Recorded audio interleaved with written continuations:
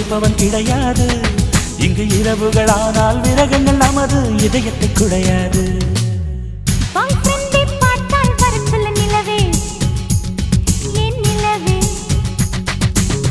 பாவை என்னை பார்க்கவில்லையே நிலவே,